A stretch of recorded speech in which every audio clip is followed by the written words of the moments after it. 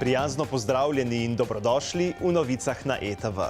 Šola je pred vrati. Hura, komaj čakamo, je bilo včasih slišati majhne in večje kričače, ko smo se pripravljali na šolo in nas je že malo stiskalo, kaj novega bo v razredu, v katerega vstopamo in kakšne učenosti bo prineslo novo šolsko leto. No, starejše generacije smo se znale učiti tudi zunaj šolskih klopi. Nismo poznali pametnih telefonov, tablic in drugih učenih naprav, učili so nas starejši, narava in knjige. V knjigah pa še vedno piše skoraj vse. Čas je tekel drugače. Bilo je manj naglice in tekmovanj. In tudi če smo tekmovali, zgolj tekma ni bila v ospredju.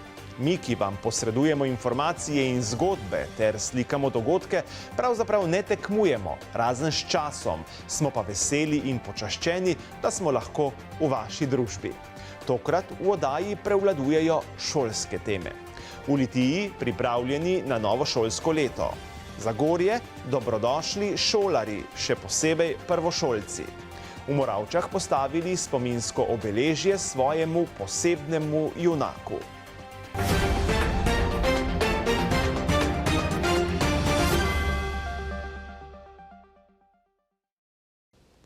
Medtem ko šolarji že polnijo šolske torbe z vsem, kar potrebujejo pri pouku, so vodilni v občinah počitniški čas izkoristili za nujna vzdrževalna in naložbena dela v šolah in vrtcih.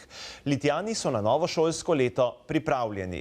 Kar zadeva hotiško podružnico, se tam pouk še ne bo začel v novi stavbi, saj selitev pričakujejo okrog novega leta.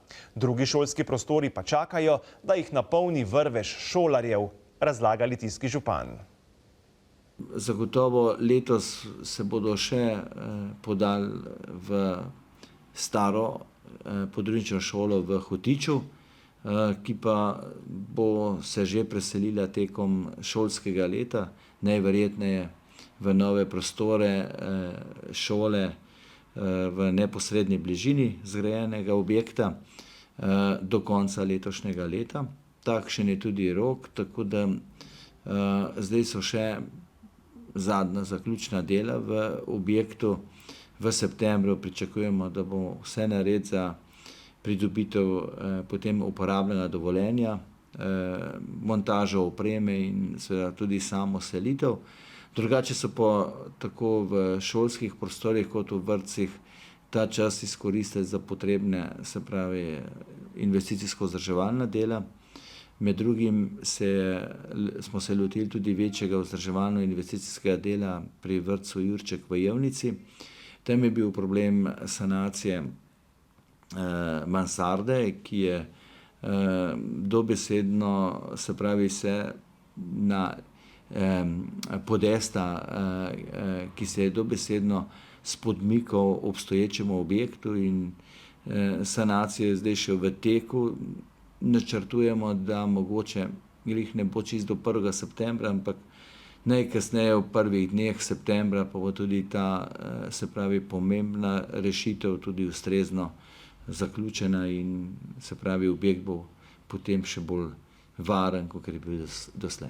Bo to motilo šolski red, bomo rekli? Ja, mogoče en del teh običajnih šolskih poti oziroma vrtčevskih poti bo motilo, ampak v dogovoru z vodstvom vrtca smo to dorekli in tudi skupaj z izvajalcem del. Zdaj, če malo razširiva ta šolski prostor in greva v dole pogledati, kako je s tem vašim večnamenskim objektom? Ja, sej ta večnamenski objekt je bil položen temeljni kamen za, se pravi, izgradnjo novega večnamenskega objekta, večnamenskega objekta 10. avgusta. Seveda so takoj že naslednji dan zabrneli stroji, tako da se intenzivno zdaj izvaja gradbena jama in mislim, da bo prva gradbena dela stekla še pred koncem tega meseca. Najprej seveda za izgradnjo prostorov gasilskega doma, potem seveda pa sledi v nadaljevanju še za izgradnjo večnamenske telovadnice, tako da gre za zelo pomembno pridobitev, ki jo bo dobil ta kraj v prihodnje. in na nek način poleg šole še tisto, kar jim je manjkalo, se pravi telovadnico oziroma večnamenski prostor za vse dogajanje, ki je v kraju tako in tako zelo pestro. V šolske klopi zagorskih osnovnih šol bo v ponedeljek sedlo 163 prvošolk in prvošolcev. Največ je vpisanih v osnovno šolo Ivana Skvarče, 65. 59 jih bo obiskovalo osnovno šolo Toneta Okrogarja, v osnovno šolo Ivana Kavčiča na Izlakah pa jih bodo sprejeli 37. V osnovno šolo dr. Slavka Gruma pa sta za zdaj vpisana le 2 prvošolca. Mi smo obiskali osnovno šolo Toneta Okrogarja v Zagorju in preverili, kako se pripravljajo na novo šolsko leto. Ja, idej se je čez poletje nabralo veliko. Seveda zato potrebujem podporo moje ekipe. Brez učencev, staršev in podpore lokalne skupnosti bodo težko izvedljive. Verjamem pa, da nam bo uspelo. Kaj pa pripravljate prvošolčkom? Kakšno posebno presenečenje? Seveda, naše učiteljice bodo tako kot vsako leto za njih pripravile prav topel sprejem. Ponavadi se sprejem dogaja zunaj, na šolskem igrišču, tako na matični šoli kot v Kisovcu in v Šentlampertu. Starši bodo pripeljali otroke v šolo, skupaj z njimi počakali in potem, ko se program zaključi, jih odpeljejo domov. Izkušnje kažejo, da so prvošolčki verjetno najbolj zadovoljna generacija v šoli. Kako pa je z ostalimi razredi, z ostalimi triadami? Kaj jim pripravljate? Prenovljene prostore, mogoče karkoli drugega? Tudi za ostale učence smo se seveda zelo potrudili. Želimo si, da bi šola ponovno postala del njihovega kvalitetnega sveta. To pomeni, da bi radi hodili v šolo, da bi se tukaj počutili varne, sprejete. In del tega je seveda tudi oprema. Zato smo prebelili nekaj učilnic, izpostavila bi še posebej tehnično učilnico, kjer smo prenovili tla in pa tudi mize. Nato smo tudi prebelili hodnike, uredili pisarne, načrtujemo pa tudi nakup novih stolov. Kaj pa, kar se samega programa tiče? Vemo, da osnovne šole so v preteklosti imele tudi že krajše izmenjave z ostalimi šolami. Tudi vi kaj takšnega načrtujete? Tako je. In sicer smo z velikim veseljem dobili novico, da smo dobili potrjen naš Erasmus projekt, tako da v letošnjem šolskem letu načrtujemo izmenjavo šolo iz Danske. Pred leti smo že gostili 20 učencev, ki so prišli skupaj s spremljevalci k nam, so bivali pri naših učencih, no v letošnjem šolskem letu pa nameravamo ta obisk tudi vrniti in tega se že zelo veselimo.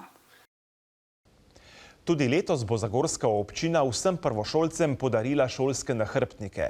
Zraven bodo priložili še županovo pismo, darilni bon, ki ga bodo lahko unovčili v mladinski knjigi Zagorje, družabno igrico, slikanico in stekleničko za vodo.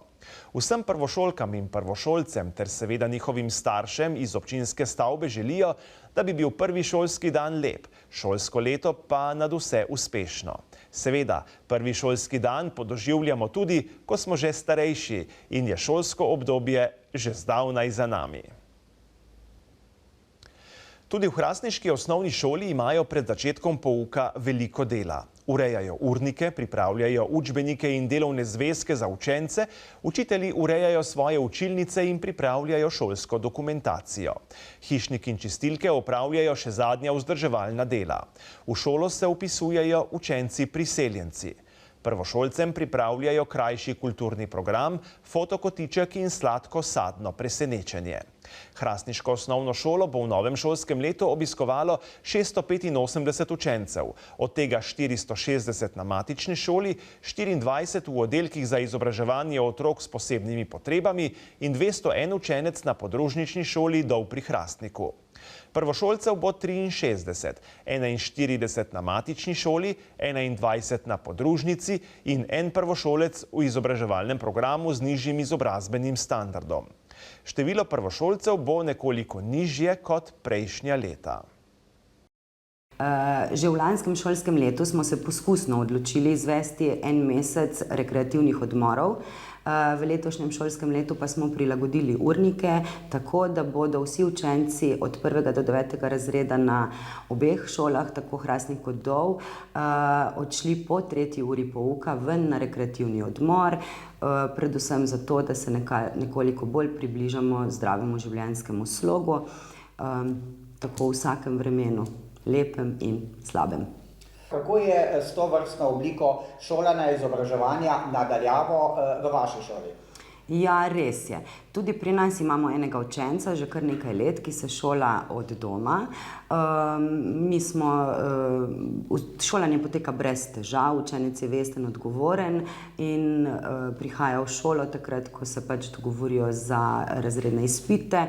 Po novem zakonu pa bo seveda v določenem časovnem obdobju tudi sedaj prihajal v šolo upravljati razredne izpite. Torej težav ni bilo in jih tudi ne pričakujemo.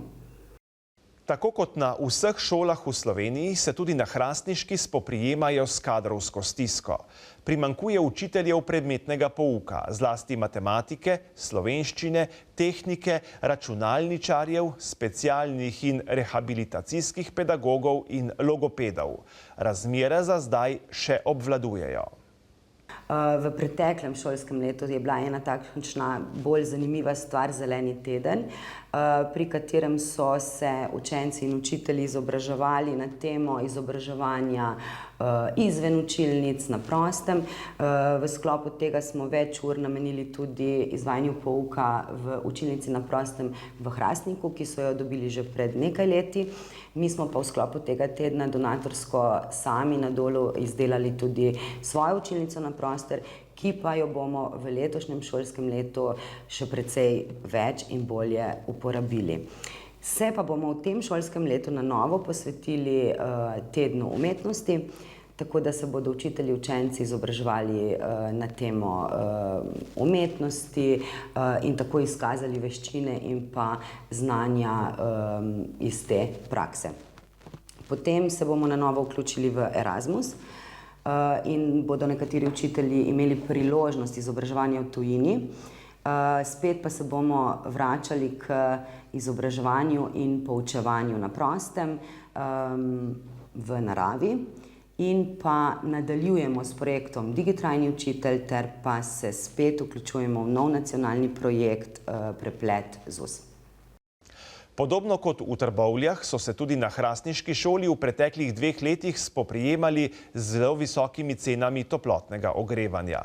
Stanje se je umirilo, zato ne pričakujejo večjih dvigov cen. O prehodu na drugo vrsto ogrevanja za zdaj ne razmišljajo.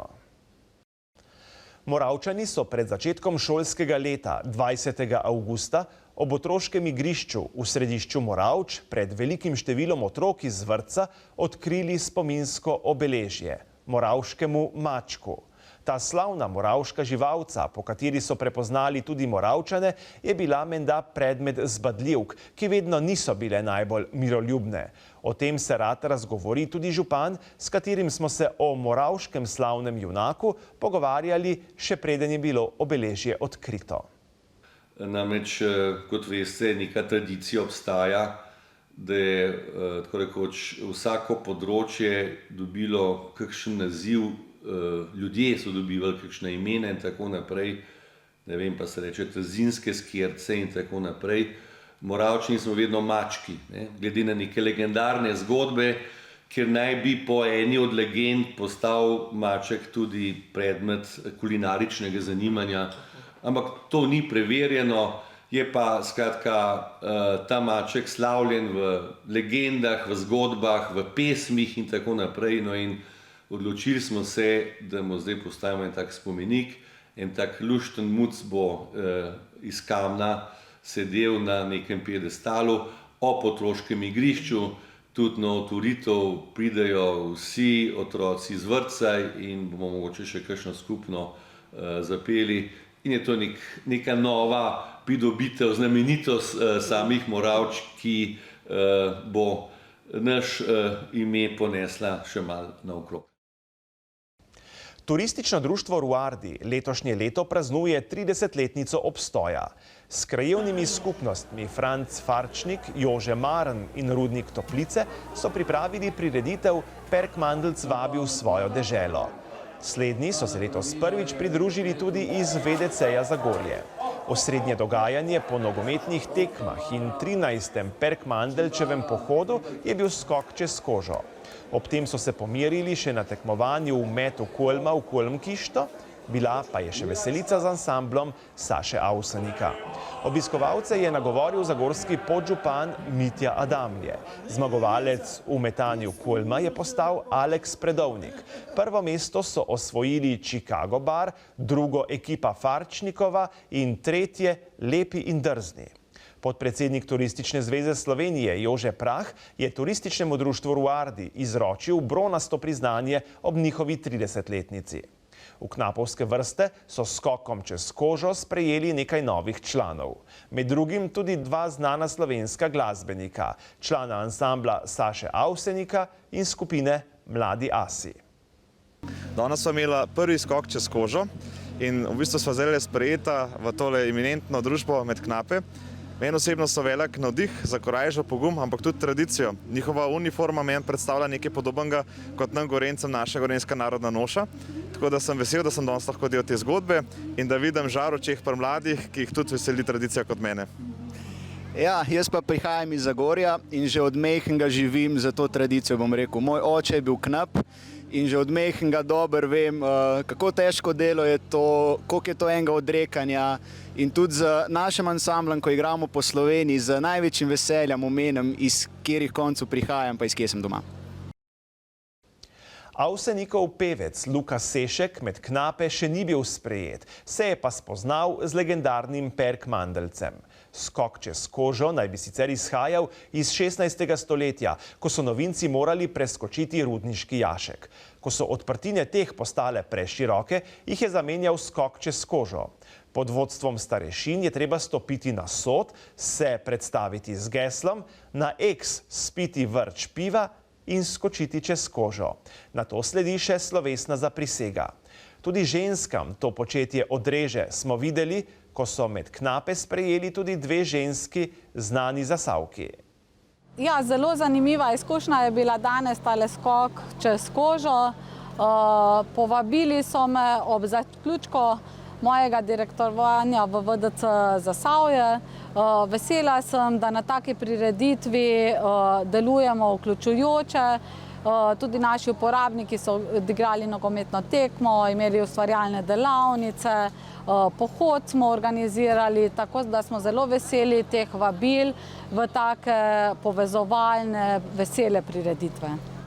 Danes sem skočila čez kožo, ampak ko me je Stanislava poklicala, jaz sem bila prijetno presenečena, pa kako, zakaj ravno jaz, ampak zaradi tega, ker me poznajo, ker vidijo, da mi ni vseeno za našo rudarsko dediščino. Srečujemo se na vseh promocijah, na sejmu Alpe Adria, tudi drugod in vidijo, da sem res tista zagnana oseba, ki bo nadaljevala s tem. Tako da sam skok čez pa ni nič hudega. V glavnem, treba je dati tudi svojo zaprisego, povedati svoje podatke in to je to. Pripravili so tudi igre za otroke, igrali pa so se, tako kot njihovi rudarski vrstniki, pred desetletji. Poklonili pa so se tudi spominu na Slavka Avsenika. Skupaj so nastopili pihalni orkester Sveja, rudarska godba Hrastnik, mešani pevski zbor Latko Korošec, rudarski pevski zbor Loški glas in ansambel Saša Avsenika, ter zapeli in zaigrali Avsenikove nepozabne Slovenija, od kod lepote tvoje, Golico in Tam, kjer murke cveto.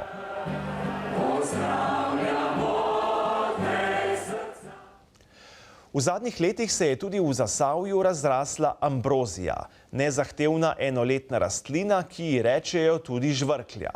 Posebej rada se razraste tam, kjer so tla preurejena po kakšnih gradbenih posegih, ob cestnih bankinah in na železniških nasipih. Zaide pa tudi v naselja, na travnike, vrtove, njive in zapuščene površine. Škodljiva je zaradi peloda, ki ga raznaša veter in ki je tudi za ljudi zelo alergen.